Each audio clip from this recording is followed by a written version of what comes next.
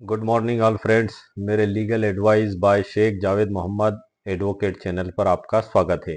मृत्यु के बाद संपत्ति का कानूनी मालिक कौन होता है, आज हम इस टॉपिक पर चर्चा करेंगे। आज के वीडियो में हम हिंदू उत्तराधिकार अधिनियम 1956 की धारा 8, धारा 10, धारा 11, धारा 12 और धारा 15 पर चर्चा करेंगे। धारा 8 में पुरुष जो निर्वसति जिसकी मृत्यु हो जाती है उसके उत्तराधिकार के बारे में बताया गया है, और धारा 15 में हिंदू नारी की दशा में उत्तराधिकार के नियम को बताया गया है।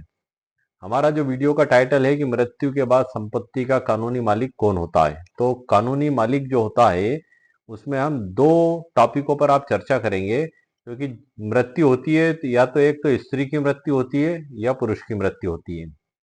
स्त्री की मृत्यु होने की दशा में जो नियम बताए गए हैं धारा 15 में बताए गए हैं, और पुरुष में धारा 8 में बताए गए हैं। लेकिन आपको एक बात मैं आगे बढ़ने से पहले बता दूं, ये उसी कंडीशन में धाराएं लागू होंगी जब जिस व्यक्ति की मृत्यु हुई है वो निर्वसति मरा है।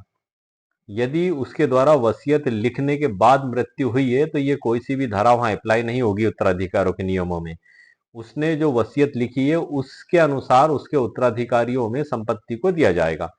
इस धारा के प्रारंभ में ही यही लिखा गया है कि निर्वसियती मरने वाले हिंदू पुरुष की दशा में उत्तराधिकार का नियम धारा 8, और स्त्री की दशा में निर्वसती मरने वाली स्त्री की दशा में उत्तराधिकार के नियम धारा 15 में बताए गए हैं।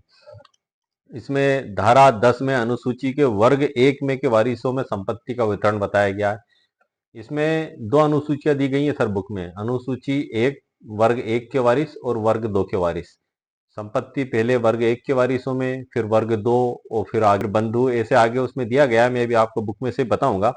और धारा 11 में जो है अनुसूची वर्ग 2 में के वारिसों की संपत्ति का वितरण बताया गया है। और धारा 12 में गोत्रज और बंधुओं में उत्तराधिकारी के क्रम के बारे में बताया गया। और 15 में जो मैंने आपको बताया नारी की दशा में उत्तराधिकारी के नियम बताए गए हैं। तो हम आगे बढ़ने से पहले सबसे पहले मैं आपको धारा 12 में सर बता दूं, क्योंकि हमारे वीडियो का टॉपिक यही है कि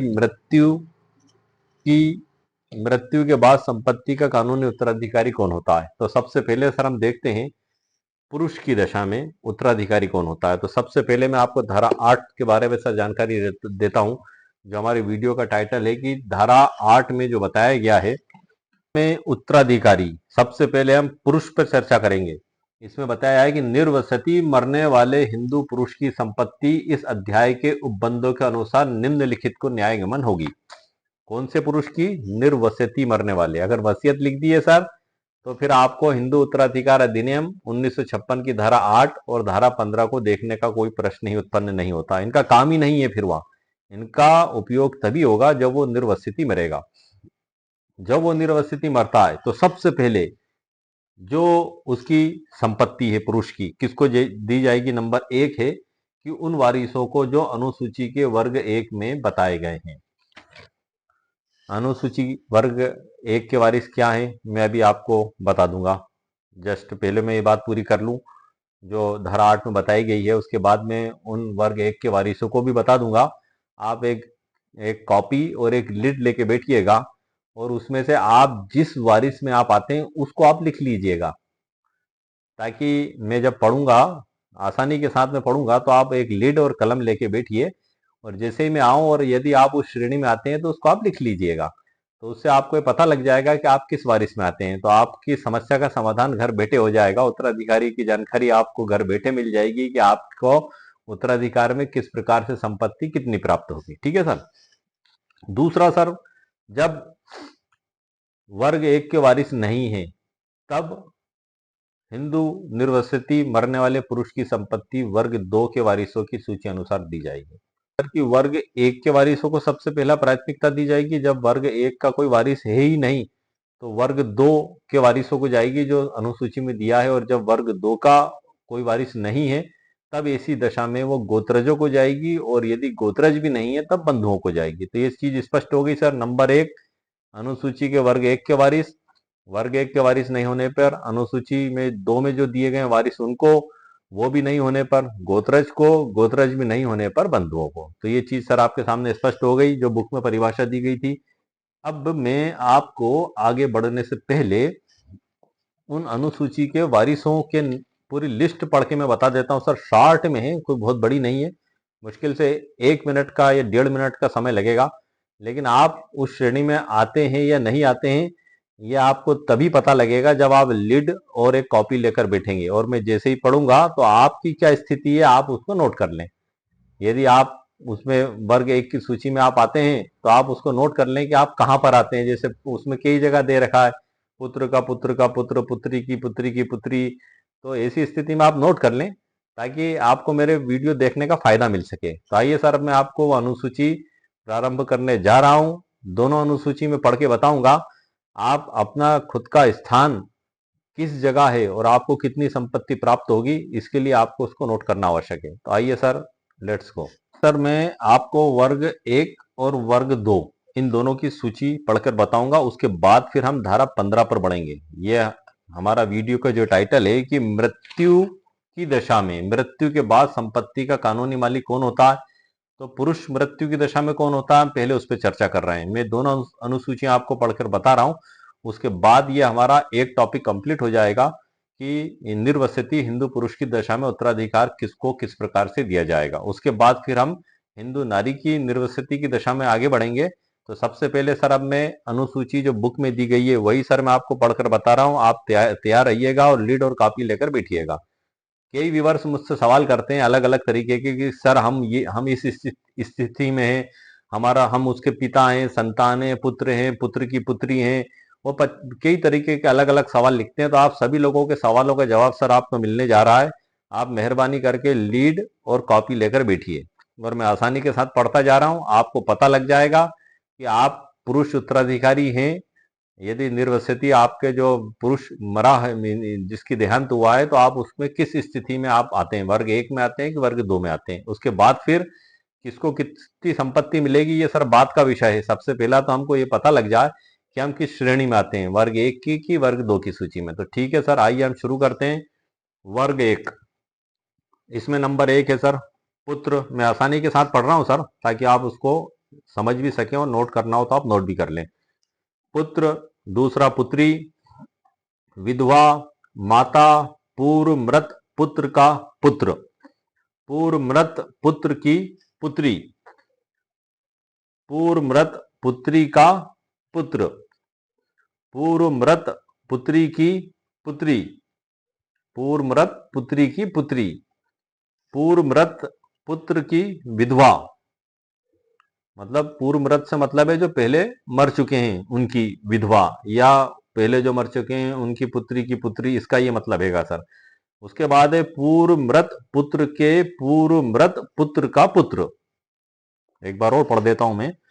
पूर्व जो पहले जो मर चुका है पुत्र, उसके पूर्व मृत पुत्र का पुत्र, मतलब पूर्व मृत पुत्र के पूर्व मृत पुत्र का पुत्र, मतलब पहले जो पुत्र मर चुका है उसके उसके भी पूर्व मृत पुत्र का पुत्र। शार्ट में पूर्व मृत जो पहले मर चुका है जो पुत्र, उसके पूर्व मृत पुत्र, मतलब उसके जो पूर्व मृत पुत्र है उसका जो पुत्र है वो भी पहले मर चुका, उसका पुत्र, ये इसमें है सर। मतलब पूर्व मृत पुत्र के पूर्व मृत पुत्र का पुत्र, मतलब जो पहले जो पुत्र मर चुका है उसके भी पुत्र जो पहले मर चुका है उसके पुत्र का पुत्र। ठीक है सर। उसके बाद अगला पूर्व मृत पुत्र के पूर्व मृत पुत्र की पुत्री, ये भी उसी क्रम में है। पूर्व मृत पुत्र के पूर्व मृत पुत्र की पुत्री आ गई यहाँ पे। ठीक है सर। उसके बाद है पूर्व मृत पुत्र के पूर्व मृत पुत्र की विधवा आ गई यहाँ पे। कहाँ पे? पूर्व मृत पुत्र मतलब जो पुत्र पहले मर चुका है उसके भी पूर्व मृत पुत्र, मतलब जो पूर्व मृत पुत्र जो पहले मर चुका उसका भी पुत्र जो पहले मर चुका है की विधवा। ठीक है सर। ये चीजें आ गई आपकी। मैं आपको जो है कि एक बार और बता दूं कि पूर्व मृत पुत्री की पुत्री, मतलब पहले जो पुत्री मर चुकी है उसकी पुत्री, पूर्व मृत पुत्र की विधवा, मतलब जो पुत्र पहले मर चुका है उसकी पत्नी, और पूर्व मृत पुत्र के पूर्व मृत पुत्र का पुत्र, ये मैं आपको समझा चुका हूं। तो इस प्रकार से ये वर्ग एक के वारिस हैं सर। अब आप इसमें आपने नोट कर लिया होगा कि आप किस स्थिति में आते हैं। तो आप यदि आते हैं इसमें तो आप वर्ग एक की सूची में आएंगे। लेकिन यही मामला खत्म नहीं हुआ है, मैं आगे और बता रहा हूं आपको। हिंदू उत्तराधिकार संशोधन अधिनियम 2005 द्वारा इसमें कुछ लाइनें और जोड़ी गई हैं। क्या है सर वो? उसमें नंबर एक है पूर्व मृत पुत्री की पूर्व मृत पुत्री का पुत्र।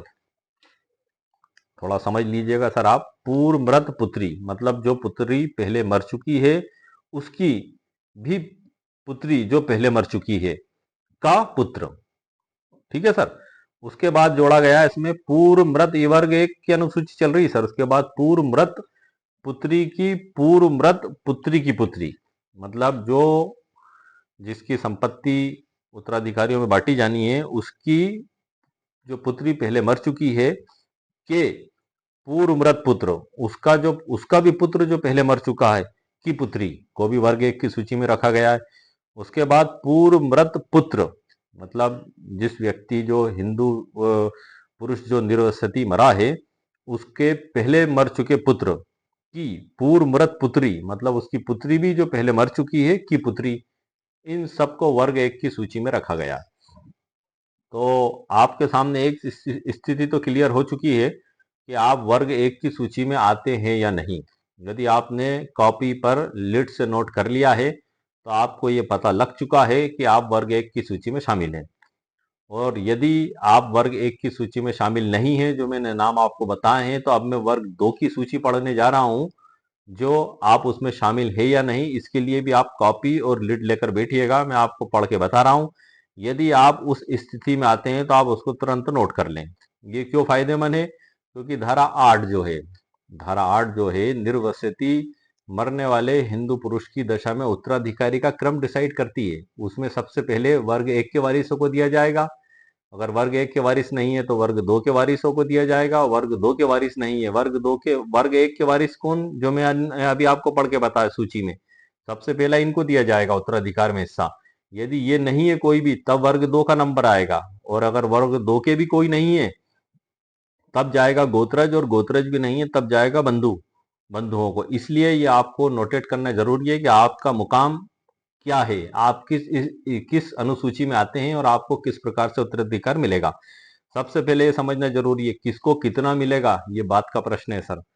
वो सुनीता शर्मा विरुद्ध राकेश शर्मा 2020 में हालांकि बता दिया गया है सर्वोच्च न्यायालय के फैसले में कि पुत्री को भी पुत्र के समान सहदायकी मान लिया गया है, और पुत्र के बराबर ही वो हिस्सा प्राप्त करने के अधिकारी है। जितना पुत्र को मिलेगा हिस्सा उतना ही पुत्री को मिलेगा, सम भाग में हिस्सा प्राप्त होगा। हम आगे बढ़ते हैं। इसमें अब वर्ग दो की अनुसूची पढ़ रहा हूं सर मैं, ध्यान से सुनिएगा, आप नोटेड भी कर लीजिएगा। नंबर एक है पिता, नंबर दो है पुत्र की पुत्री का पुत्र। क्या है सर? पुत्र की पुत्री का पुत्र। उससे अगला है पुत्र की पुत्री की पुत्री, पुत्र की पुत्री की पुत्री। ये वर्ग दो के वारिस हैं सर जो अनुसूची में है।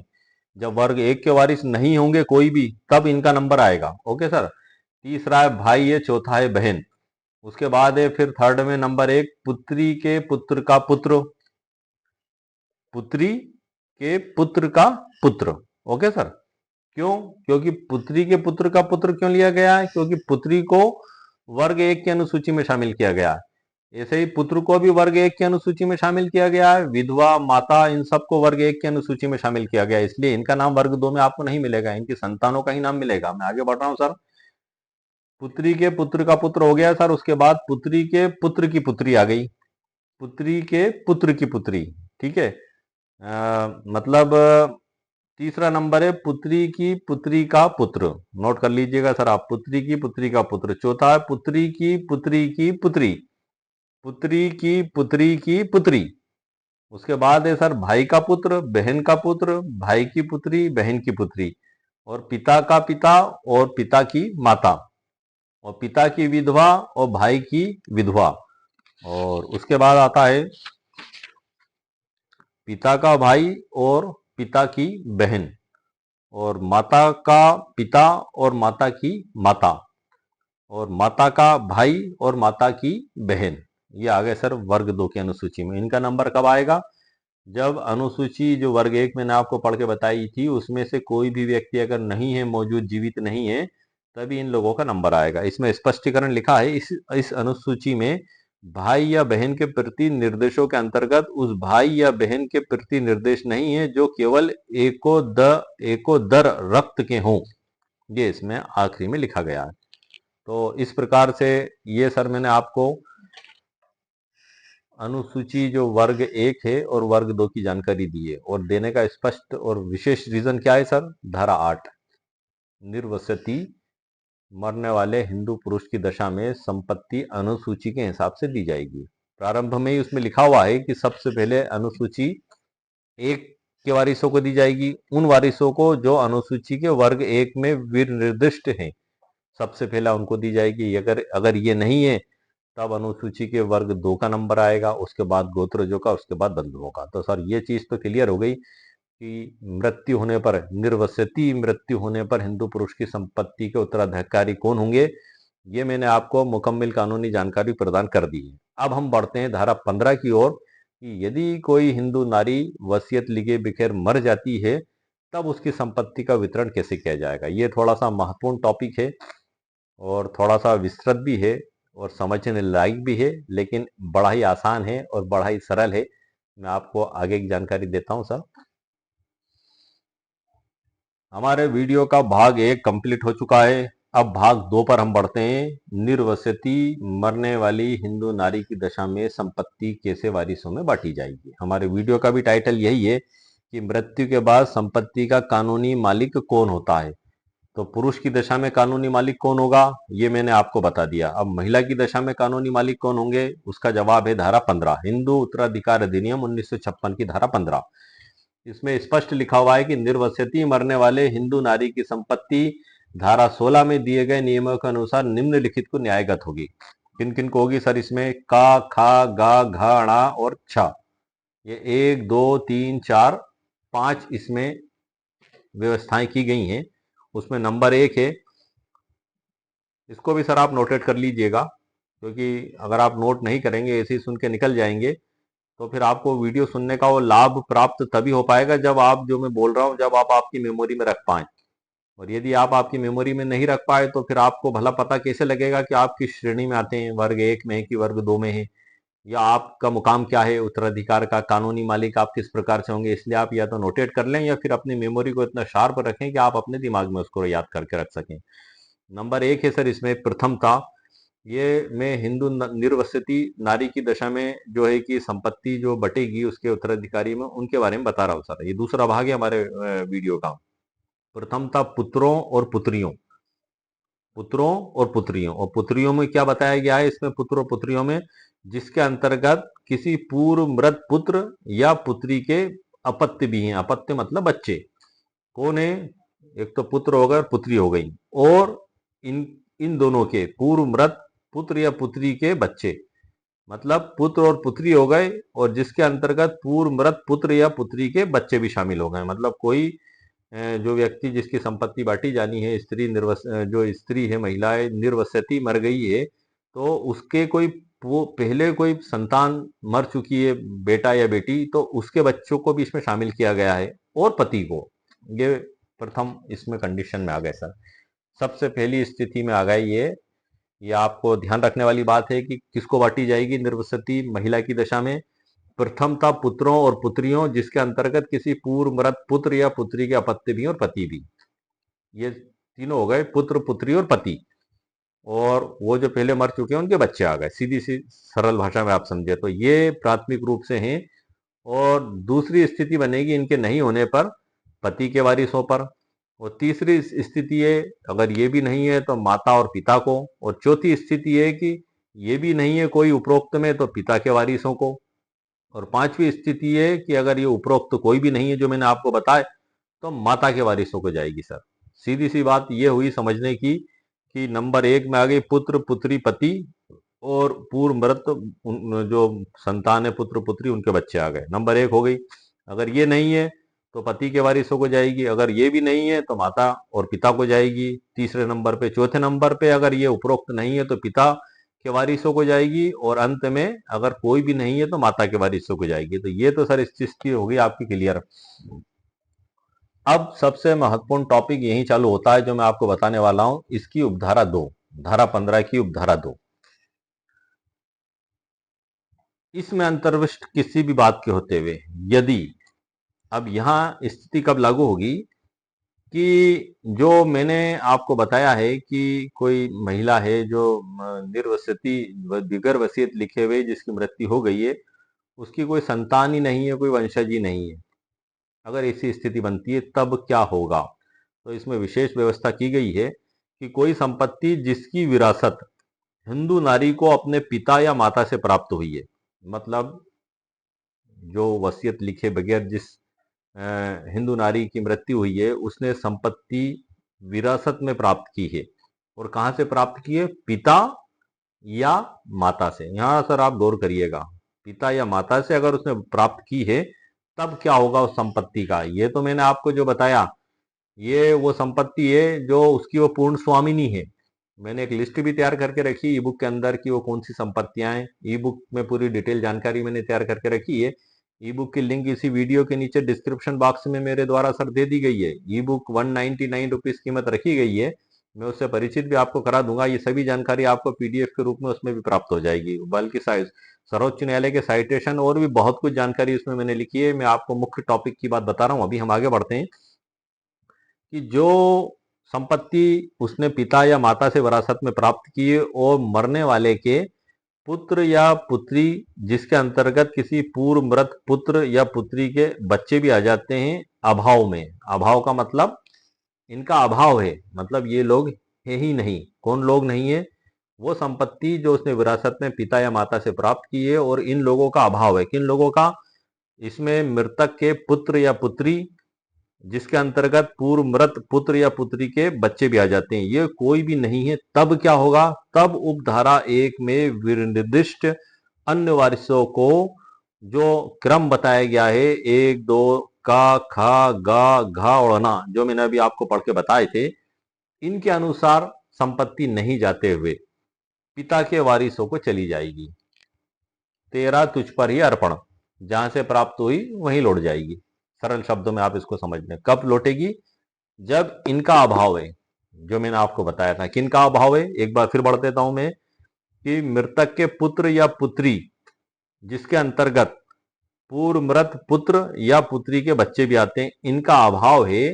तब ये लोग नहीं है, मतलब सीधी सी बात आप कह लें कि वो निसंतान मर गई है, उसका कोई वंशज ही नहीं है। तब वो उपधारा 1 जो मैंने अभी आपको बताई थी, जो वारिसों का क्रम था, उसके अनुसार ना जाते हुए वो पिता के वारिसों को चली जाएगी, उनको न्यायगत होगी। ये नंबर 1 कंडीशन हो गई है। हिंदू नारी की दशा में उत्तराधिकार प्राप्त होने की बात चल रही सर। वीडियो का भी टाइटल यही है कि यदि कोई व्यक्ति मृत्यु को प्राप्त कर लेता है, मृत्यु के बाद संपत्ति का कानूनी मालिक कौन होगा? तो ये कानूनी मालिक होंगे वो वापस वो पिता के अंदर ही लौट जाएगी। दूसरी स्थिति सर इसमें है कि यदि हिंदू नारी ने संपत्ति अपने पति या ससुर से विरासत में प्राप्त की है। किससे प्राप्त की है सर? पहले वाली जो प्राप्त की थी, पिता और माता से प्राप्त की थी। दूसरी, पति या ससुर से प्राप्त की है। और इसमें भी वही कंडीशन है, ये इनका अभाव है, मतलब उसके कोई संतान नहीं है, कोई वंशज नहीं है संतानों के, इनका अभाव है। किसका अभाव है? कि मृतक के किसी पुत्र या पुत्री के, जिसके अंतर्गत किसी पूर्व मृत पुत्र या पुत्री के बच्चे भी शामिल हैं, अपत्य भी शामिल हैं, इनका अभाव है। तब क्या होगा? तब ये संपत्ति जो उपधारा 1 मैंने पढ़ के बताई थी, वारिसों का क्रम जो बताया था, उसके अनुसार ना जाते हुए पति के वारिसों को प्राप्त होगी। तो ये आपकी स्थिति क्लियर हो गई।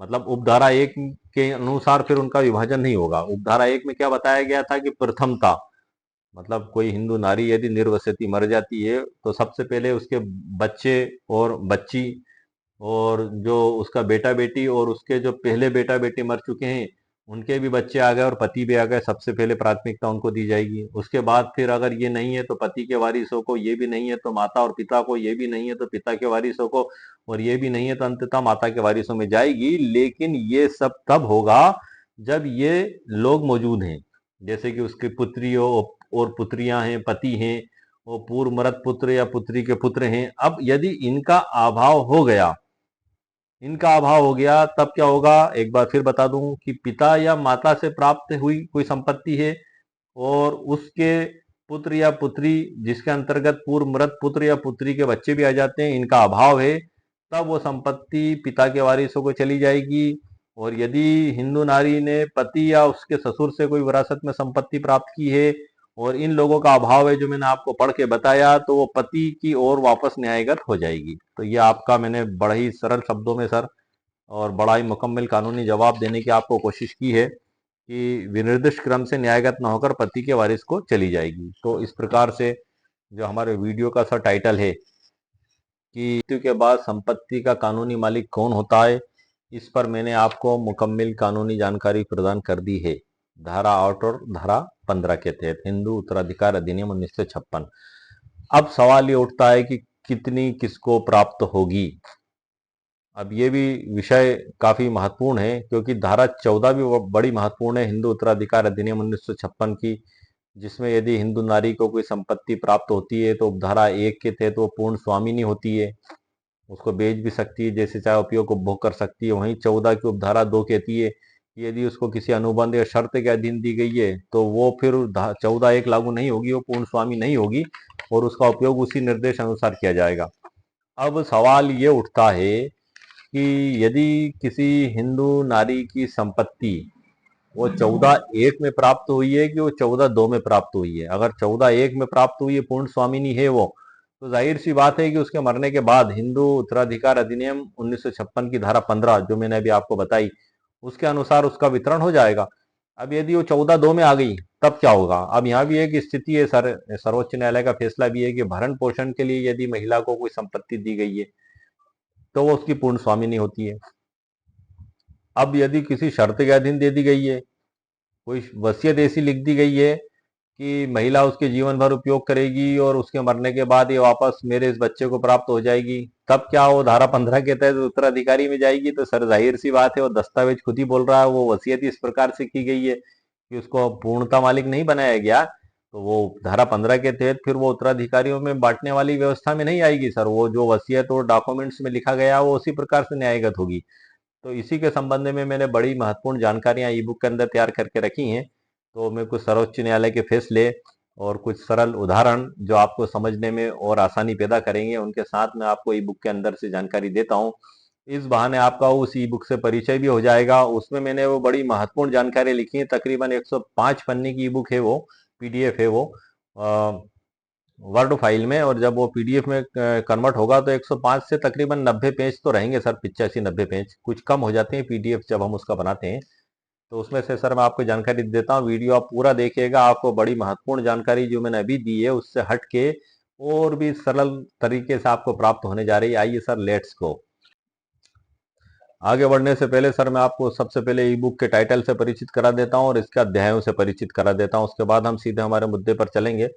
मृत्यु के बाद संपत्ति का कानूनी मालिक कौन होता है, ये हमारा ई बुक का टाइटल है सर, वीडियो का भी यही टाइटल है। इसके शुरू में ही डिस्क्लेमर मैंने लिख दी है सर, और डिस्क्लेमर को भी आप पढ़ लें, देख लें, समझ लें। जो है कि ये किसी को व्यक्तिगत सलाह नहीं है, हार ने जीतने की एक जागरूकता और एक शिक्षा के उद्देश्य से ये मेरे द्वारा बनाया गया है।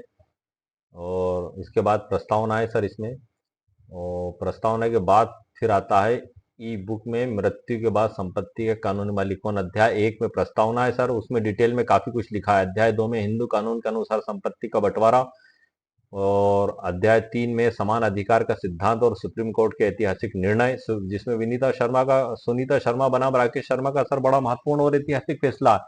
इसमें पुत्री ये है 2020 का 2020 9 एसीसी, इसमें पुत्री को पुत्र के समान अधिकार देने का निर्णय दिया गया है सर, यहीं से समान अधिकार प्राप्त हुआ है। मैं आगे बढ़ने से पहले आपको बता दूं कि धारा 8 में जो मैंने आपको जो बताया था वारिसों का क्रम कि नंबर 1 अनुसूची वर्ग 1 के वारिस वो नहीं है, तो 2 वो भी नहीं है, तो फिर गोत्रज और फिर बंधु, तो इन सब में बराबर संपत्ति बांटी जाएगी सर, ये आप ध्यान रखिएगा क्योंकि ये धारा 10 में भी दिया गया है। मैं आपको इसके लिए फिर नेक्स्ट वीडियो बनाऊंगा, चूंकि सर अभी हम एक मुद्दे पर चर्चा कर लें, वरना एक ही वीडियो हमारा काफी कुछ लंबा और बड़ा हो जाता है।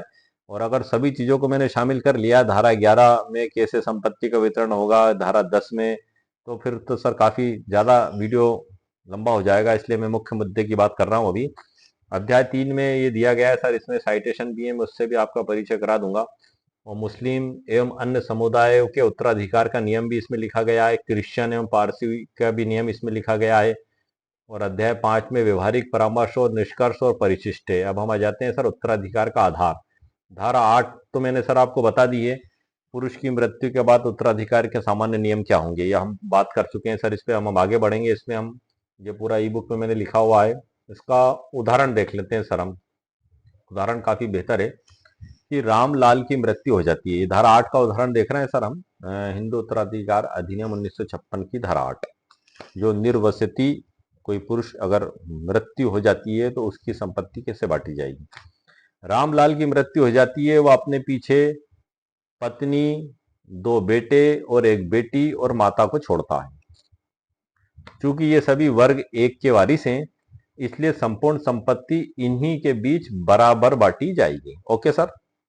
यदि मान ले कि इनमें से कोई भी नहीं होता तो संपत्ति वर्ग 2 के वारिसों जैसे पिता, भाई या बहन को जाती। ये बड़ा सरल उदाहरण है, मुझे उम्मीद है कि इससे आपको बात पूर्णतः समझ में आ चुकी होगी। धारा 9 में है सर उत्तराधिकारियों की प्राथमिकता, ऑर्डर ऑफ सक्सेशन। क्लास 1 के वारिसों को क्लास 2 पर प्राथमिकता दी जाएगी। यदि क्लास 1 का कोई वारिस नहीं है तभी क्लास 2 को संपत्ति दी जाएगी। ये सर मैं वीडियो के प्रारंभ में भी आपको बता चुका हूं। ये बात सरल शब्दों में अगर हम इसको कहें तो पहले वर्ग 1 वालों को महत्व देता है कानून, और जब तक वर्ग 1 के वारिस हैं तब तक वर्ग 2 वालों को कुछ नहीं मिलेगा। इसमें नोट भी लगाया सर मैंने, यदि मृतक मुस्लिम है तो उसके लिए मुस्लिम पर्सनल लॉ शरीयत एक्ट लागू होता है, जिसमें निश्चित हिस्से फिक्स्ड शेयर तय हैं, जैसे पिता, माता, बहन, भाई आदि को निर्धारित अनुपात में हिस्सा मिलता है। इस पे भी मैंने स्पेशल वीडियो बनाए हैं और मैंने तैयारी कर ली है सर। पूरे न्यायालय के जजमेंट वगैरह ला कंप्लीट करके मैं बैठा हुआ हूँ। मगर ये कुछ टॉपिक जो अभी हैं मेरे हाथ में, मैं इन पे वीडियो बना दूं, उसके बाद फिर मैं मुस्लिम लॉ के उत्तराधिकार और बंटवारे पे स्पेशल वीडियो लेके आऊंगा, जिसमें मेरे कई व्यूअर्स के काफी सवाल है। मैं उसका इंशाल्लाह सभी का एक एक करके जवाब दे दूंगा, तो आपकी समस्या का पूर्णतः समाधान हो जाएगा, आपके डाउट और कंफ्यूजन भी पूर्णतः क्लियर हो जाएंगे। हम आगे बढ़ते हैं सर। इसमें धारा 10 में वर्ग 1 के वारिसों में संपत्ति का वितरण, distribution among class first years. इसमें जो अनुसूची के वर्ग 1 में संपत्ति का जो वितरण है वो निर्वसित की संपत्ति अनुसूची के वर्ग 1 के वारिसों में निम्नलिखित नियमों के अनुसार विभाजित की जाएगी। अब मैं नियम पढ़ देता हूं सर, लेकिन इसकी विस्तार, डिटेल और उदाहरण हम नेक्स्ट वीडियो में चर्चा करेंगे।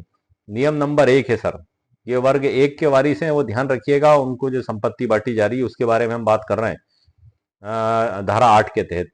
निर्वसियती की विधवा को, या यदि एक से अधिक विधवाएं हो तो सब विधवाओं को मिलाकर एक अंश बनेगा। ये आप सर याद रखिएगा। इससे आप घर बैठे ही आप हिस्सा बांटा निकाल सकते हैं कि किसको क्या मिलेगा। क्योंकि जब मामला अदालत में जाता है और कोर्ट में मुकदमे लगाए जाते हैं, सालों मुकदमे चलते हैं, लेकिन आखिर में जज साहब इन्हीं नियमों के तहत फैसला देते हैं सर। सारे गवाह सबूत बयान देखने के बाद अगर वसीयत लिखी है तो सवाल ही नहीं उठता है सर इन धाराओं का लागू होने का। लेकिन कई बार ऐसा भी होता है कि व्यक्ति उस वसीयत को चैलेंज कर देता है कि ये वसीयत या दान पत्र या रजिस्टर्ड विक्रय विलेख जो भी है ये फर्जी है, गैर कानूनी है, इसे शून्य घोषित किया जाए और हम इस प्रकार के वारिस हैं कि हमें उत्तराधिकार दिया जाए। तो अब ये स्थिति सर फैसले पे अदालत में दावा जीतने और हारने पे डिपेंड करती है। यदि आप आपका दावा अदालत में साबित कर देते हैं, आप केस जीत जाते हैं और उस वसीयत को या दान पत्र को या रजिस्टर्ड विक्रय विलेख को या हक त्याग पत्र को या जिस भी प्रकार का वो अंतरण है, वो अदालत अगर उसको शून्य कर देती है और आपकी बात मान लेती है तो वो आपको बहुत बहुत मुबारक हो सर। और अगर आप अपना दावा साबित नहीं कर पाते हैं तो ये माना जाएगा कि वो व्यक्ति निर्वसिती, वो वसीयत लिख के मरा है तो वसीयत के हिसाब से वो संपत्ति बांटी जाएगी। और यदि निर्वसिती मान लिया अदालत ने तो फिर इस चीज को देखा जाएगा जो कानून कहता है। हम आगे बढ़ते हैं। इसमें नंबर 1, निर्वसिती की विधवा को, यदि एक से अधिक विधवाएं हों तो सब विधवाओं को मिलाकर एक अंश मिलेगा। ओके सर, आगे बढ़ते हैं। नियम 2, निर्वसियत के उत्तरजीवी पुत्रों और पुत्रियों और माता हर एक को एक एक अंश मिलेगा। पुत्रों, पुत्रियों और माता हर एक को एक एक अंश मिलेगा। आगे बढ़ते नियम 3 में, निर्वसियत के हर एक पूर्व मृत पुत्र की या हर एक पूर्व मृत पुत्री शाखा में के सब वारिसों को मिलाकर एक अंश बनेगा। इसमें यह आप ध्यान रखिएगा कि जो पूर्व मृत पुत्र, जो पुत्र पहले मर चुका है, या हर एक पूर्व मृत पुत्री या जो पुत्री पहले मर चुकी है, शाखा में के सब वारिस, मतलब इनके जितने भी वारिस हैं सबको मिलाकर एक अंश उनको दिया जाएगा। नियम नंबर 4 में सर हम आ जाते हैं। नियम 3 में निर्दिष्ट अंश का वितरण। नियम 3 जो मैंने आपको बताया अभी कि जो पुत्री पहले मर चुकी है या जो पुत्र पहले मर चुका है और उनके जो वारिस हैं उसमें अंश का वितरण नियम 4 में दिया गया है। ये आपको बता दूं, नंबर 1 है सर उसमें कि जो पुत्र पहले मर चुका है उसकी शाखा में के वारिसों के बीच जितने भी उसके वारिस हैं ऐसे किया जाएगा कि उसकी अपनी विधवा को, नंबर 1 हो गई, या सब विधवाओं को मिलाकर एक, मतलब उसने एक के अलावा उसकी 2 शादी हैं, 3 शादी हैं या 4 शादी हैं, या तो उसने 4 शादी कर रखी हैं तो चारों विधवाओं को मिलाकर एक अंश बनेगा। अब कानून में लिखा हुआ है सर 4 शादी भी हो सकती हैं, 3 भी हो सकती हैं, 2 भी हो सकती हैं, या एक विधवा भी हो सकती है उनकी, तो उन सबको मिलाकर सब विधवाओं को मिलाकर इसमें आगे बताया गया एक अंश बनेगा। क्या कहता है इसमें, उसकी अपनी विधवा को या सब विधवाओं को मिलाकर और उत्तरजीवी पुत्रों और पुत्रियों को बराबर भाग प्राप्त हो। ये इसमें बताया गया है, क्या बराबर भाग प्राप्त हो। एक बार फिर पढ़ देता हूं। पूर्व मृत पुत्र की शाखा में के वारिसों के बीच ऐसे किया जाएगा कि उसकी अपनी विधवा या सब विधवाओं को मिलाकर और जितने भी उसके वारिस हैं पुत्रों और पुत्रियों को बराबर भाग प्राप्त होंगे, लेकिन सब विधवाओं को मिलाकर एक बनेगा और बाद में फिर उन सबको बराबर बराबर बनेगा। मतलब जैसे 4 विधवाएं हैं तो एक भाग हो गया, उसमें चारों का हिस्सा हो गया और बाकी सबको मिलेंगे। जैसे कि आप इसको उदाहरण के तौर के रूप में समझ लें आप कि 100 बीघा जमीन और 4 विधवाएं उसमें, तो अब उसमें एक बेटा बेटी है तो बराबर हो गया उनका 33-33 और 33 साढ़े 33, मतलब 33% हिस्सा, 33% हिस्सा और 33%। तो पुत्र और पुत्री को 33-33% आ गया और बाकी का 33% चारों विधवाओं को मिलाकर एक हो गया, उसमें उनका हो जाएगा बंटवारा। हम आगे बढ़ते हैं इसमें। पूर्व मृत पुत्री की शाखा में के वारिसों के बीच ऐसे किया जाएगा कि उत्तरजीवी पुत्रों और पुत्रियों में को बराबर भाग प्राप्त हो। ये इसमें बताया गया है कि जो पुत्री पहले मर चुकी है उसकी शाखा के जो वारिस हैं और जो उत्तरजीवी पुत्रों और पुत्रियों को बराबर भाग प्राप्त हो जाए, इसमें ये इसमें बताया गया है सर। इसी प्रकार से अनुसूची 2 में वर्ग 2 के वारिसों में संपत्ति का वितरण बताया गया है। जो मैंने वीडियो के प्रारंभ में वर्ग 2 की अनुसूची पढ़कर बताई थी, जो मैंने कहा था कि आप लीड और कॉपी लेकर बैठिएगा और नोट कर लीजिएगा, तो उनमें संपत्ति का वितरण किसको कितना होगा ये इसमें बताया गया है। मैं इसको पढ़ देता हूँ सर आपको। आप इसको भी जो मैंने पढ़ा है उम्मीद है आपने समझ लिया होगा, अब नोटेड भी कर लिया होगा। हम आगे बढ़ते हैं कि अनुसूची के वर्ग 2 में किसी एक प्रविष्टि में विनिर्दिष्ट वारिसों के बीच निर्वसियत की संपत्ति ऐसे विभाजित की जाएगी कि उन्हें बराबर अंश मिले। वैसे एक बात यह है सर कि बराबर अंश ही प्राप्त होगा उनको, क्योंकि जो 2005 में अमेंडमेंट हुआ है और सुनीता शर्मा विरुद्ध राकेश शर्मा, उससे पहले स्थिति अलग थी, उसके बाद तो फिर सभी को बराबर अधिकार दे दिया गया है। हम इसमें आगे बढ़ते हैं सर। हम धारा 12 में गोत्रज और बंधुओं को उत्तराधिकार के क्रम के बारे में बताया गया है और धारा 13 में डिग्रियों की संगणना के बारे में बताया गया। 14 में हिंदू नारी की संपत्ति उसकी अपनी संपत्ति होती है, इसके बारे में बताया गया है। पूर्ण स्वामिनी होती है इसकी धारा 14 की उपधारा 1 और 14 की उपधारा 2। अब इसमें जो सूची मैंने आपको अभी बुक में से पढ़ के बताई थी वो इस ई बुक के अंदर भी सर मैंने पूरी सेम टू सेम टाइप की हुई है। पूरा प्रयास किया है मैंने, बड़ी बारीकी से जांच की है कि कुछ भी इसमें छूट ना जाए या रह ना जाए, और सेम टू सेम ही मैंने इसको टाइप भी किया हुआ है इसमें। ये वर्ग 1 के वारिसों की सूची है सर, जो मैंने आपको बुक में से पढ़ के बताई थी, आप देख रहे हैं कंप्यूटर स्क्रीन पे। और ये दूसरी सूची है वर्ग 2 के वारिसों की, ये भी मैंने पूरी ई बुक के अंदर प्रिंट कर दी है सर, टाइप कर दी है सेम टू सेम। स्पष्टीकरण भी वही लिखा है जो मैंने बुक के अंदर से आपको पढ़ के बताया था। एक बार फिर पढ़ देता हूँ। इस अनुसूची में भाई या बहन के प्रति निर्देशों के अंतर्गत उस भाई या बहन के प्रति निर्देश नहीं है जो केवल एकोदर रक्त के हों। और इसमें जो कानूनी प्रावधान निकल कर आया, विधवा या अनेक विधवाएं हों तो सभी को एक भाग मिलेगा। दूसरा है प्रत्येक जीवित पुत्र पुत्री और माता को भी एक एक भाग मिलेगा। तीसरा, यदि कोई पुत्र या पुत्री मृतक से पहले मर गया हो तो उसकी शाखा यानी उसके बच्चे मिलाकर एक भाग पाएंगे।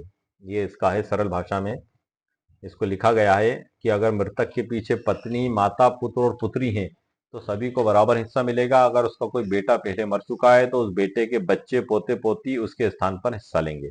इसको एक उदाहरण तैयार किया, ऐसा सरल उदाहरण से हम समझ लेते हैं कि रामचंद्र मर जाता है, उसके पीछे पत्नी, एक बेटा, एक बेटी और पहले से मरे हुए बेटे का एक बेटा यानी पोता है। कुल हिस्सेदार इसमें जो हो गए, नंबर 1 हो गई पत्नी, नंबर 2 हो गई माता, नंबर 3 हो गया जीवित पुत्र, नंबर 4 हो गया पुत्री और पांचवा हो गया मृत पुत्र की शाखा का पोता। कुल 5 हिस्से सर इसमें बने। हर एक को 1/5 हिस्सा मिलेगा। पोते को अपने पिता की शाखा का 1/5 हिस्सा अकेले मिलेगा। ये इसमें बताया गया है। और धारा 11 में वर्ग 2 के वारिसों में वितरण के बारे में जो बताया गया है कि वर्ग 1 में कोई वारिस ना हो तो संपत्ति वर्ग 2 के वारिसों को जाएगी और उन्हें बराबर बराबर हिस्से मिलेंगे। वारिसों की प्राथमिकता तो सूची अनुसार ही होगी। मैंने शार्ट में लिख दिया, इसमें पिता, भाई बहन, पिता के माता पिता, भाई की विधवा, माता के माता पिता आदि। लेकिन जो मैंने ऊपर इसमें प्रिंट की हुई है, ई बुक के अंदर टाइप की हुई है, वो लिस्ट पूरी वही सही मानी जाएगी सर। ये मैंने बुक के अंदर से ही आपको बताई है, क्योंकि ये जो बुक है इसमें पीछे ही पीछे वो लिस्ट प्रिंट की गई है, जिसमें से ही मैंने इसमें भी ई बुक के अंदर भी लिखी है और आपको भी मैंने बताई है। आप ये देख लें, काफी छोटी सी लिस्ट है वो। एक तो ये हो गई वर्ग 1 और ये वर्ग 2 की इधर हो गई, छोटी सी लिस्ट है। ये बुक के अंदर से मैंने इसमें प्रिंट की है।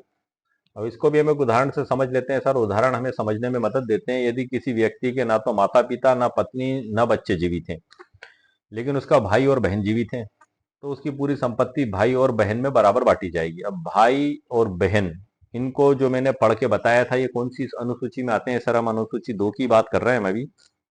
और जो है कि भाई और बहन को वर्ग 2 की सूची में शामिल किया गया है, ये वर्ग 1 में शामिल नहीं है सर। ठीक है, आपने नोट कर लिया होगा। जब मैंने आसानी के साथ पढ़ा था, मैंने कह भी दिया था कि आप कॉपी और लिड लेके बैठें ताकि आप नोट कर सकें, क्योंकि कई व्यूवर्स ने बार बार कमेंट्स करके मुझसे इन बारे में क्वेश्चन पूछा है कि सर हम किस श्रेणी में आएंगे, हमें कौन सी संपत्ति प्राप्त होगी, हमें कितनी प्राप्त होगी, हमें प्राप्त होगी भी कि नहीं होगी। तो इसीलिए सर मैंने इतनी बारीकी के साथ और इतने सरल शब्दों में आपको समझाया है, ताकि आपकी प्रॉब्लम का सॉल्यूशन हो सके। ये एक मेरा प्रयास है, एक कोशिश है सर। ये दावा नहीं है। मैं भी आप ही की तरह एक सामान्य इंसान हूँ। यदि आपको ऐसा लगता है कि मुझसे कुछ गलती हो गई, तो आप कमेंट्स करके मुझे जरूर बताएं। मैं उस गलती को भी दूर करने की पूरी कोशिश करूंगा। ये जहां तक मुझसे हो सकता था मैंने प्रयास करके आपके लिए ई बुक का पीडीएफ भी लिखा है और इसका एक्सप्लेनेशन भी किया है। हम आगे बढ़ते हैं सर। धारा 12 में गोत्रज और बंधुओं के बारे में बताया गया है। यदि वर्ग 1 वर्ग 2 में कोई वारिस ना हो तो संपत्ति गोत्रज पिता और पति के रिश्तेदारों, उसके बाद बंधुओं और माता और रिश्तेदारों में जाएगी। उदाहरण देख लेते हैं। यदि मृतक के कोई पत्नी, माता पिता, भाई बहन, बेटा या बेटी नहीं है तो संपत्ति उसके चाचा चाची, मामा या मौसी तक जा सकती है। धारा 13 में डिग्रियों की संगणना है कि रिश्तेदारी की निकटता का निर्धारण किया जाएगा। डिग्रियों से मतलब यह है कि जितना निकट का संबंध होगा उतनी प्राथमिकता उसको दी जाएगी। धारा 14 में हिंदू महिला की संपत्ति के बारे में बताया गया है, जो मैंने आपको वीडियो के प्रारंभ में बता दिया। उदाहरण से समझा देता हूं कि यदि किसी विधवा को उसके पति की संपत्ति से 20 बीघा भूमि मिली है तो वह भूमि उसकी अपनी मानी जाएगी और वह उसे अपनी मर्जी से बेच या बांट सकती है। और स्व अर्जित संपत्ति या पूर्ण स्वामित्व संपत्ति कैसे मानी जाएगी कि किसी हिंदू स्त्री की संपत्ति, चाहे उसे विरासत, उपहार या दान से मिली हो, उसकी पूर्ण स्वामित्व वाली संपत्ति, एब्सोल्यूट प्रॉपर्टी उसकी मानी जाएगी। महिला, मतलब इसका मतलब क्या हुआ सर कहने का कि महिला को अपनी संपत्ति पर पूर्ण अधिकार है। वह उसे बेच सकती है, दान कर सकती है या वसीयत बना सकती है। ये हम सीधे शब्दों में इसको समझ लेते हैं। और इसमें मैंने इसी बारे में बहुत कुछ लिखा है ई बुक के अंदर। मैं शॉर्ट में सर आपको बता देता हूँ। ये तो सभी जरूरी और समझने लायक बातें, लेकिन फिर भी जहां तक आसानी के साथ आपको मैं बता रहा हूँ, आप सुनते चलें कि हिंदू स्त्री की संपत्ति इसकी पूर्ण स्वामिनी होती है। सरल शब्दों में जो मैंने आपको बताया, हम आगे बढ़ते हैं सर इसमें। और इसके बाद वी तुलसमा विरुद्ध शेषा रेड्डी 1977 AIR 1944 सुप्रीम कोर्ट का फैसला है। इसमें कहा गया है कि यदि किसी विधवा को संपत्ति उसके भरण पोषण के पूर्व अधिकार के आधार पर दी गई है तो वह धारा 14(1) के अंतर्गत आती है और उसे उस संपत्ति पर पूर्ण अधिकार, एब्सोल्यूट ऑनरशिप प्राप्त होगा। ये इसमें बताया गया है। अब आप इसमें आपके हिसाब से आप देख लें कि धारा 14(1) में हिंदू स्त्री के पास जो भी संपत्ति है उसकी पूर्ण स्वामी संपत्ति है। और धारा 14(2) में क्या बताया है? यदि संपत्ति किसी विशेष साधन गिफ्ट विल डिक्री से मिली है और उसमें सीमित अधिकार लिखे हुए हैं, कोई उसमें उस पर बाउंडेशन लगा दिया गया है, तो वह संपत्ति उसकी सीमित संपत्ति मानी जाएगी। इसमें यह अनुसूची सर मैंने इसमें आगे इसमें आवश्यकता महसूस हुई थी तो एक बार और प्रिंट कर दी अनुसूची और वर्ग 1 और वर्ग 2 की, और अध्याय 1 का सार इसमें बताया गया। अध्याय 2 में सर आता है प्रस्तावना, मृत्यु के बाद संपत्ति का उत्तराधिकार क्यों महत्वपूर्ण है। तो इसमें सर मृत्यु के बाद जमीन, मकान, बैंक बैलेंस, जेवर, व्यवसाय आदि व्यक्ति छोड़ जाता है, तो यह सवाल उठता है कि अब उसका कानूनी मालिक कौन होगा। तो उसका सर जवाब मैं आपको दे चुका हूँ, कानून के तहत दे चुका हूँ और उदाहरणों के साथ मैं आपको समझा चुका हूँ। हम आगे बढ़ते हैं। यदि व्यक्ति ने वसीयत बनाई है तो संपत्ति उसी के अनुसार बांटी जाएगी सर, लेकिन यदि वसीयत नहीं बनाई है तो संपत्ति का निर्वसीयती उत्तराधिकार होगा, जो इसमें नियम बताएगा उस हिसाब से होगा। इसी में जो है कि उत्तराधिकार के प्रकार भी बताए गए हैं। नंबर 1 है हिंदू उत्तराधिकार। सरल उदाहरण है, एक विनीता शर्मा का मामला है सर। ये विनीता शर्मा विरुद्ध Rakesh Sharma 2020 9 SCC। Supreme court ने कहा है कि पुत्री को भी पुत्र के समान अधिकार है, चाहे पिता की मृत्यु संशोधन 2005 से पहले हुई हो। अभी इसमें उत्तराधिकार के प्रकार में तो एक तो हो गया सर हिंदू उत्तराधिकार, दूसरा हो गया मुस्लिम उत्तराधिकार, तीसरा हो गया क्रिश्चियन एवं पारसी उत्तराधिकार।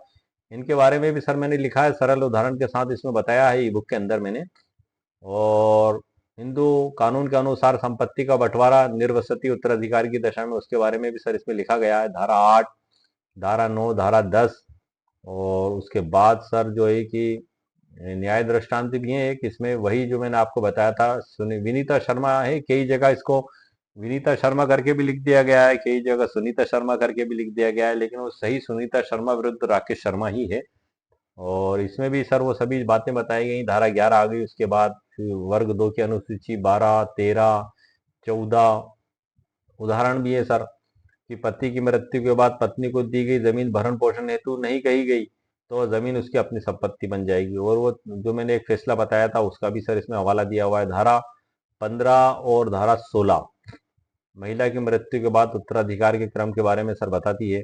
धारा 15 मैंने आपको डिटेल में पढ़ के बता दी है। उदाहरण एक बता देता हूँ कि सीता की मृत्यु हुई, पीछे पति और एक पुत्री छोड़ी, पति और पुत्री दोनों को बराबर हिस्सा मिलेगा, 1/2 1/2, ये इसमें बताया गया है। उसके बाद गोत्रज और बंधु के क्रम के बारे में सर बताया गया है।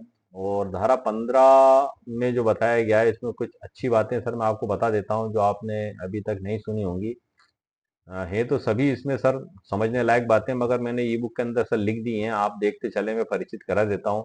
यदि संपत्ति पिता या माता से प्राप्त हुई है और यदि संपत्ति ससुर से प्राप्त हुई है तो इसमें जो है कि 15(2) एक विशेष अपवाद बताती है। यह कहती है कि अगर स्त्री की मृत्यु बिना संतान या संतान के वंशजों के होती है तो यह देखा जाएगा कि वो संपत्ति उसे कहां से प्राप्त हुई थी।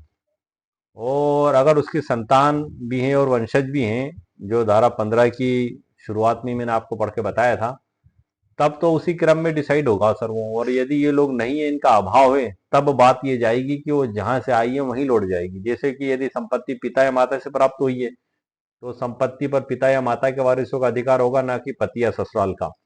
ये नोटेड बात है सर, समझने वाली बात है। अर्थात अगर किसी महिला ने उसके मायके पिता माता से संपत्ति मिली थी, जैसे पिता की वसीयत से, विरासत से, तो वह बिना संतान के मर जाती है तो वह संपत्ति वापस मायके की ओर पिता या माता के उत्तराधिकारियों को चली जाएगी। यदि संपत्ति पति या ससुर से प्राप्त हुई है तो उस संपत्ति पर पति या ससुर के वारिसों का अधिकार होगा, न कि मायके वालों का। अर्थात कहने का क्या मतलब हुआ कि यदि कोई महिला अपने पति या ससुर से संपत्ति पाती है, जैसे कि पति की मृत्यु के बाद उसका घर या खेत विरासत में उसको मिला और वह बिना संतान के मर जाती है, अब न संतान है, न पति है, न कोई वंशज है, तो वह संपत्ति ससुराल पक्ष मतलब पति के उत्तराधिकारी को जाएगी, ना कि उसके माता के इधर जाएगी। ध्यान रखना, इसमें जो मुख्य सिद्धांत है कि स्त्री जिस स्रोत से संपत्ति प्राप्त करती है उसी दिशा में संपत्ति वापस चली जाती है। जिस स्रोत से स्त्री ने संपत्ति प्राप्त की है उसी दिशा में वापस चली जाती है। साधारण शब्दों में सर आप इसको ऐसे समझ सकते हैं कि वो जो सोर्स है उसका प्राप्त करने का, वो उसी दिशा में चली जाती है। इसका उद्देश्य ये है कि मायके से मिली संपत्ति मायके में ही वापस जाए और ससुराल से मिली संपत्ति ससुराल में ही वापस जाए। इसका मुख्य उद्देश्य यही है। उदाहरण से हम समझ लेते हैं सर, इसको उदाहरण से समझने में आसानी हो जाती है। मायके से मिली संपत्ति का उदाहरण सर हम देख लेते हैं। कि सीमा को उसके पिता ने अपनी मृत्यु के बाद 2 एकड़ जमीन विरासत में दी। सीमा की कोई संतान नहीं थी और पति की मृत्यु पहले ही हो चुकी थी। अब सीमा की मृत्यु हो जाती है और वो भी इस स्थिति में वो जमीन सीमा के पिता के वारिसों जैसे भाई या बहन को जाएगी, पति के परिवार को नहीं जाएगी। धारा 15(2) की उपधारा ए यहाँ पर लागू होगी।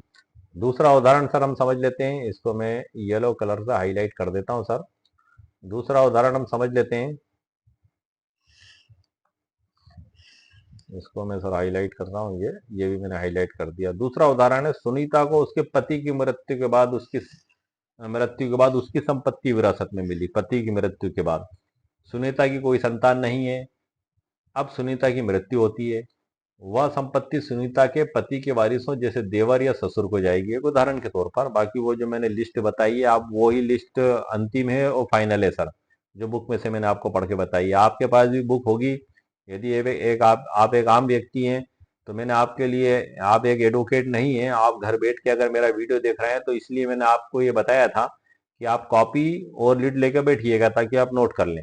उसके बाद आप वकील साहब से भी आप कंसल्ट कर लें, बुक से भी आप मिला लें, आपके वकील साहब आपको मिला देंगे और आपको पता लग जाएगा कि आप किस श्रेणी के उत्तराधिकारी हैं और आपको कितनी संपत्ति प्राप्त होगी।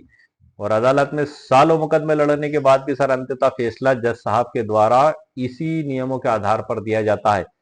सब कुछ गुण दोष देखने के बाद फिर जब क्रम डिसाइड होता है तो जो कानून में जो दिया गया अंश, हिस्सा और क्रम, वो उसी हिसाब से सर डिसाइड किया जाता है। आगे बढ़ते हैं हम कि जो ससुराल से मिली संपत्ति की हम बात कर रहे थे कि सुनीता की कोई संतान नहीं है। अब सुनीता की मृत्यु हो जाती है, संपत्ति सुनीता के पति के वारिसों को वापस चली जाएगी, सुनीता के मायके वालों को नहीं जाएगी। और हिंदू उत्तराधिकार अधिनियम 1956 की धारा 15 की उपधारा 2 की उपधारा बी यहाँ पर लागू होगी। इसमें महत्वपूर्ण न्याय दृष्टांत दिए सर, जो तो धारा 15(2) का उद्देश्य यह सुनिश्चित करना है कि स्त्री की मृत्यु पर संपत्ति उसकी पारिवारिक शाखा को लौटे जिससे वह मूल रूप से प्राप्त हुई थी। ये मैंने बुक के अंदर से पढ़ के सर आपको बता दिया है। ये वाला पार्ट सर समझने के लिए काफी बड़ा और डिटेल में है। मैं आपको अभी यहाँ तो बता रहा हूँ जानकारी, लेकिन इस पे मैं धारा 15 पे स्पेशल वीडियो सर अलग से बनाऊंगा एक आपके लिए, क्योंकि ये पार्टीशन जो है ये महिलाओं संबंधी निर्वसती मरने की दशा में ये काफी डिटेल्ड है सर। पुरुष की दशा में तो बड़ा आसान और सरल है जो मैंने आपको बताया। यदि स्त्री के संतान या उनके वंशज जीवित हैं, उपधारा 1 लागू होगी। अर्थात यदि स्त्री के संतान, पुत्र पुत्री या पूर्व मृत पुत्र या पुत्री के संतान, पोता नाती आदि या पति जीवित हैं तो उसकी संपत्ति धारा 15(1) के सामान्य नियमों के अनुसार बांटी जाएगी। यानी तब यह नहीं देखा जाएगा कि संपत्ति कहां से आई, मायके से या ससुराल से, तब ये नहीं देखा जाएगा। ये गौर करने वाली बात है और समझने वाली बात है, बड़ी इसमें बहुत बारीकी है सर। महिलाओं के निर्वसती महिला के उत्तराधिकार में बहुत ही समझने वाली बात है। कई बार कंट्रोवर्सी भी पैदा हो जाती है, हमें समझ में आता है कि यार क्या ऐसा भी होगा, क्या ऐसा भी होगा, तब क्या होगा, क्या नहीं होगा। उन सबको मैंने बड़े सरल उदाहरणों के साथ इस ई बुक में समझाया है। जहां तक मुझसे बन सकता है मैं आपको जानकारी दे रहा हूँ, लेकिन वीडियो ज्यादा लंबा ना हो इसलिए मैं आपको संक्षिप्त संक्षिप्त जानकारी दे रहा हूँ। यदि स्त्री निसंतान है तब उपधारा सर 2 लागू होगी, और यदि उसकी संतान है तो फिर उपधारा 1 में जो क्रम बताए गए हैं धारा 15 की, उसके अनुसार न्यायगत होगी। अगर स्त्री की कोई संतान, संतान के वंशज या पति जीवित नहीं है, तब यह देखा जाएगा कि संपत्ति कहां से प्राप्त हुई थी और उसके अनुसार संपत्ति लौट जाएगी। पति या ससुर से प्राप्त, पति या ससुर के वारिसों को धारा 15(2) की उपधारा भी लागू होगी। सरल शब्दों में आप कहते हैं यदि संतान है तो धारा 15(1) लागू है, और यदि संतान नहीं है, निसंतान है, तब धारा 15(2) लागू है। हिंदू उत्तराधिकार अधिनियम 1956 की धारा 15(2), धारा 15 उसी की है सर। ये उदाहरण देख लें, सीता की मृत्यु हुई, उसके 2 बेटे हैं, संपत्ति धारा 15(1) के अनुसार बेटों को जाएगी। गीता निसंतान मरी, उसे संपत्ति उसके पिता से मिली थी, संपत्ति उसके पिता के वारिसों भाई और बहन को जाएगी। ये जो भी अनुसूची में दिया गया, उदाहरण के तौर पे मैंने लिख दिया, बाकी जो अनुसूची में दिया गया उस हिसाब से। रीना निसंतान मरी, उसे संपत्ति उसके पति से मिली थी, संपत्ति पति के वारिसों को जाएगी। अब धारा और 14 का 15 का संबंध भी हम देख लेते हैं। धारा 15, धारा 14 एक केवल ये बताती है कि यदि कोई संपत्ति किसी हिंदू स्त्री के पास है तो वह उसकी पूर्ण स्वामिनी मानी जाती है, एब्सोल्यूट ऑनर, चाहे उसे किसी भी माध्यम से मिली हो। इसका उदाहरण भी है, ये हम इस पे चर्चा कर चुके हैं सर वीडियो के प्रारंभ में, इसलिए मैं आगे बढ़ता हूं। और धारा 15 का कार्य मृत्यु के बाद उत्तराधिकार तय करना है। और इसमें कुछ उदाहरण भी हैं और कुछ प्रश्न सवालों के जवाब भी हैं और भी बहुत कुछ है सर। मैं अब स्क्रॉल करके ले जा रहा हूँ आपको, आप देखते जा रहे हैं। एक जजमेंट भी है, मैं अब ज़्यादा डिटेल तो नहीं बता सकता, जो मुद्दे की बात है मैंने बता दी। और दन्नामा विरुद्ध अमर 2018 सुप्रीम कोर्ट का फैसला है सर। और उसके बाद फिर विनीता शर्मा विरुद्ध राकेश शर्मा 11 अगस्त 2020 का फैसला भी है इसमें। और एक और फैसला इसमें लिखा हुआ है और अभी इनकी भी सर बड़ी सूक्ष्म व्याख्या इसमें लिखी हुई है ई बुक के अंदर। मुस्लिम एवं अन्य समुदाय के उत्तराधिकार का नियम भी इसमें बताया गया है। और इसी प्रकार से ये जजमेंट है सर, इसको मैंने पूरा ही प्रिंट कर दिया है, जो अंग्रेजी में भी है और हिंदी में भी है। कौन सा जजमेंट है बता देता हूँ मैं। ये है सर आपका वी तुलसम्मा एंड अदर विरुद्ध शेषा रेड्डी डेड बाय एलआरएस निर्णय भारत के सर्वोच्च न्यायालय का 17 मार्च 1977 का है। ये भी काफी लैंडमार्क जजमेंट है। इसमें दावा किया था कि जो संपत्ति समझौते के तहत दी गई है, जिसमें पहले उसे सीमित अधिकार और विक्रय पर रोक थी, वह अब उसकी पूर्ण स्वामी वाली संपत्ति है। निर्णय का जो सार था इसमें कि सर्वोच्च न्यायालय ने इसमें निर्णय दिया था कि हिंदू विधवा को उसके भरण पोषण के पूर्व स्थित अधिकार की मान्यता में दी गई संपत्ति धारा 14(1) के अंतर्गत आएगी। इसकी पूरी व्याख्या है सर, हम फिर कभी नेक्स्ट वीडियो में इन पर चर्चा करेंगे, क्योंकि हमारे वीडियो के अब टाइटल से संबंधित नहीं है। ये हमारे वीडियो के टाइटल से तो जो भी संबंधित थी सर, उसकी मैंने मुकम्मल कानूनी जानकारी आपको दे चुका हूँ। ये एक्स्ट्रा बातें हैं, एक सरसरी नजर में आपको बताता चलता हूँ। अंत में समापन है और समापन होने के बाद डिस्क्लेमर सर मैंने आपको बता दी कि ये जो ई बुक का पीडीएफ है, ये आपके पर्सनल उपयोग के लिए है। इसको आप किसी कोर्ट कचहरी में, थाने में या किसी भी जगह पेश नहीं कर सकते। ये एक पीडीएफ मात्र है। ये आपको,